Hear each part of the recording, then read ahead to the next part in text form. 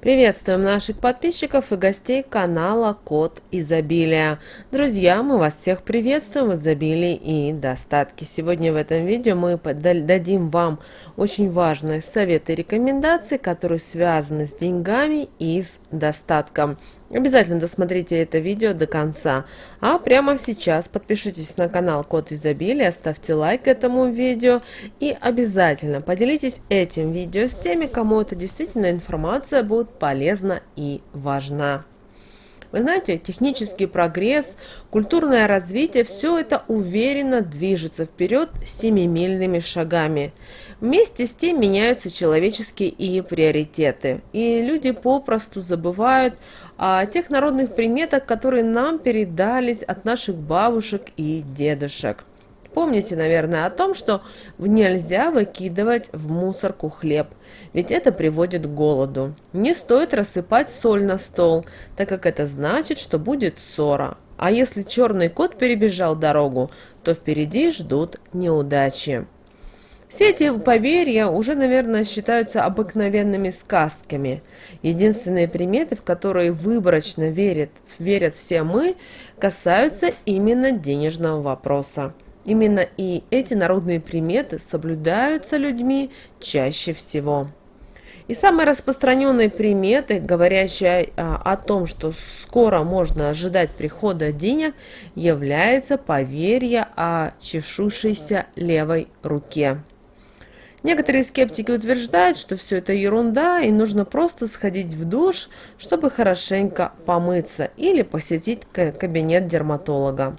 Другие же люди, которые верят в приметы, говорят, что левая рука действительно чешется к деньгам, особенно если почесать ею о карман. Еще одной популярной приметой считается суеверие, связанное с птицами, согласно которому птичий помет, прилетевший с неба на одежду или голову человека, это к прибыли. И, как правило, в жертву птичьему помету приходится приносить далеко не дешевую одежду, а отстирывается он не очень хорошо. Но на ум сразу приходит фраза о том, что деньги идут к деньгам. Еще одно суеверие, которое сулит хороший денежный достаток, это положенные в карманы верхней одежды, висящие в шкафу несколько бумажных купюр. Подобным образом чаще всего поступают мужья, которые прячут свои заначки с перспективой приумножения дохода не только в одежду, но и в коробки из-под дисков, книги, компьютерные столы и под ковры. Также считается, что деньги, которые были получены нечестным путем, например, найдены на улице или украдены, то их нужно потратить как можно быстрее. Но мало кому известно, что это суеверие берет начало из тюремных стен, и данная примета особо почитаема в криминальных и коррумпированных кругах. Проблема окончания денег и дотягивания последних копеек до зарплатной известна почти каждой семье. И чтобы избежать такого и в доме всегда водились деньги, необходимо немного мелочи положить под кухонную скатерть. Именно эта народная примета считается самой сильной, если хочется иметь стабильный доход и не нуждаться ни в чем. Конечно, соблюдение такого поверья больше, наверное, актуально для домохозяек, а не для бизнес-леди или холостяков, в чьем доме вряд ли удастся обнаружить скатерть. Наряду с удачливыми и прибыльными суевериями существуют и другие поверья, которые сулят безденежье или большие великие расходы, и к числу таковых примет относят: получив заработную плату, не спешите тратить деньги в первый же день, так как полученная зарплата должна обязательно привыкнуть к дому. Ни в коем случае нельзя ставить на пол опустошенные банки и бутылки. Если вам не хочется понести убытки, то нежелательно выносить мусор по вечерам. Не стоит покупать предметы гардероба на последние деньги, иначе финансы навсегда покинут ваш дом и ваш кошелек. Нельзя давать деньги взаймы после захода солнца. В противном случае этот долг вам, скорее всего, не вернут. Сумка с кошельком или бумажник, запомните, нельзя класть на пол.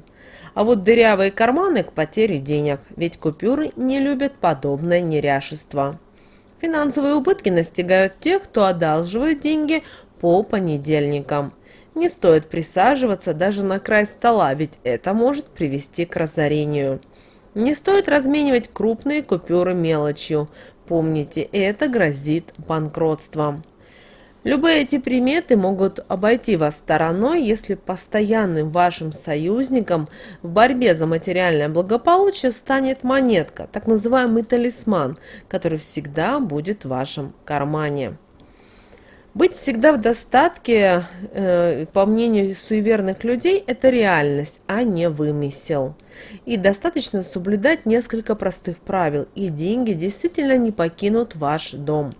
Чтобы бумажные деньги никогда не переводились в вашем кошельке, их нужно хранить в новеньком кошельке, но лицевой стороной вверх. Никогда нельзя сминать купюры, потому-то как есть риск остаться с одной мелочью в своем кармане. Также принято считать, что по воскресеньям нужно собирать любую мелочь, которая есть в доме, и совершать покупки на собранные копейки. Помимо этого, накопившуюся за неделю мелочь можно пожертвовать в храм или детский дом. Помните, это поможет вам разбогатеть. А вот оставлять мелочь на понедельник нельзя, так как это сулит бедность.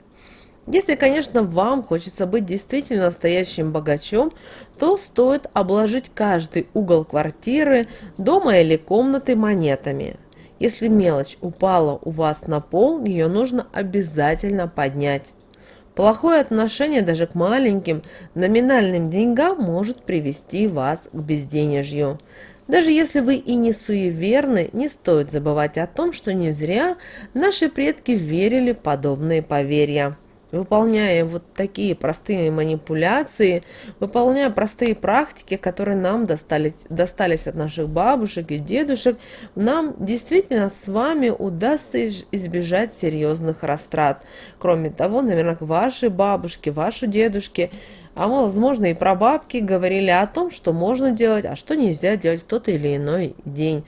Когда можно давать деньги, когда нельзя давать деньги. Почему именно они это так делали? Вот это народные советы, мудрость, которая осталась нам, и, к сожалению, мы ее забываем, это достаточно плохо. Поэтому давайте вместе с вами будем вспоминать на советы, традиции, суеверия наших бабушек и дедушек для того, чтобы действительно жить в изобилии и достатке.